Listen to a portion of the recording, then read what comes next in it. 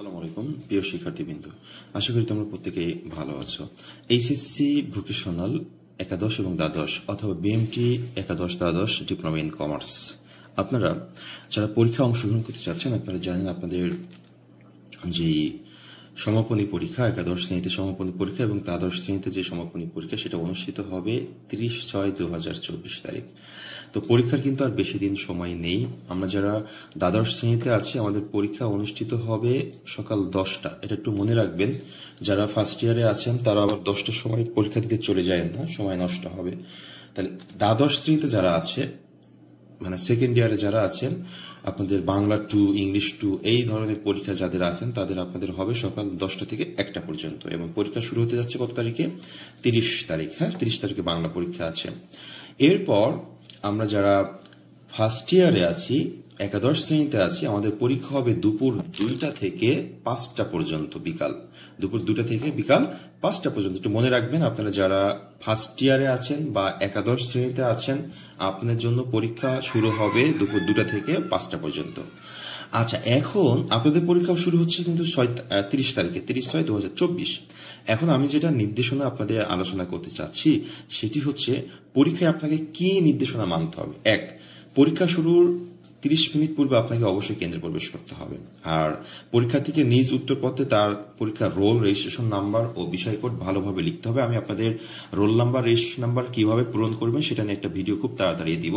আগে দিই নাই, কারণ আপনারা যত পরে শিখবেন আপনার জন্য ততই মনে থাকবে, ভালো হবে।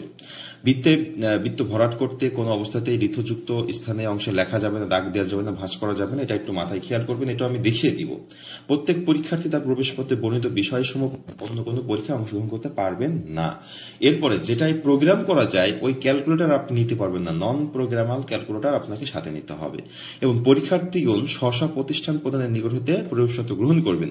পরীক্ষা চলাকালে শুধু কেন্দ্রের ভারপ্রাপ্ত কর্মকর্তায় আছে, এটা আমাদের না।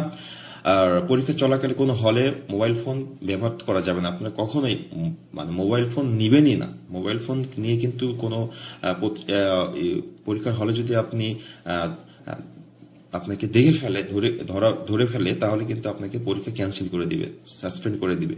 হ্যাঁ, এরপর হচ্ছে মোবাইল ফোন, ব্লুটুথ, এগুলো কোনোভাবে ইলেকট্রনিক কোনো ডিভাইস আপনি সাথে করে নিবেন না। উল্লিখিত পরীক্ষার দিনে কোনো কারণবশত যদি ছুটি থাকে তাহলে পরীক্ষা স্থগিত হবে। তাহলে আমাদের এখানে মূল কয়েকটি বিষয় হচ্ছে, 30 মিনিট পূর্বে যেতে হবে। আর এই যে 2 নম্বরটা আমি আপনাদেরকে সুন্দর করে কিভাবে বৃত্ত ভরাট করতে হয় সবই দেখিয়ে দিব। তারপর হচ্ছে ক্যালকুলেটর একটা বিষয়, ক্যালকুলেটর আপনি নন প্রোগ্রামাল ক্যালকুলেটর নিয়ে যাবেন। এরপর হচ্ছে আপনার যে বিষয়, mobile phone, Bluetooth, electronic device আপনি সাথে নিয়ে যাবেন না। আরো কিছু নির্দেশনা থাকে, যেমন আপনি পরীক্ষার হলে টিচারদের সাথে খারাপ আচরণ করতে পারবেন না, পরীক্ষার হলে খাওয়া দাওয়া করতে পারবেন না, পরীক্ষার হলে মন যখন চাচ্ছে আসবেন, যখন চাচ্ছে বের হয়ে যাবেন, এমন করতে পারবেন। এগুলো করলে কিন্তু আপনি সাসপেন্ড হয়ে যাবেন, আপনাকে বহিষ্কার করে দিবে, আপনি বুঝতেও পারবেন না। হ্যাঁ, তো এই বিষয়গুলো একটু খেয়াল রাখবেন। আপনি যে ছাত্রের মতোই থাকবেন, আচরণ সুন্দর হবে, টিচারদের সাথে ভালো আচরণ করবেন। শিক্ষার্থী কিন্তু এগুলো একটু মেনে চলেন, তাহলে আপনাদের উপকার হবে। সবার সুস্বাস্থ্য কামনা করছি, সবাই ভালো থাকবেন, সুস্থ থাকবেন। এই অল্প সময়ে আপনার কোর্সটা শেষ করার জন্য আপনার একটা সাজেশন প্রয়োজন। কোভিডটেক বাংলা আপনাদের সবসময় একটি সাজেশন দিয়ে থাকে, এবছরও দেওয়ার চেষ্টা করছে। আপনি সাজেশন নিতে চাইলে হোয়াটসঅ্যাপ যে নাম্বার দেওয়া আছে স্ক্রিনে, সেই নাম্বার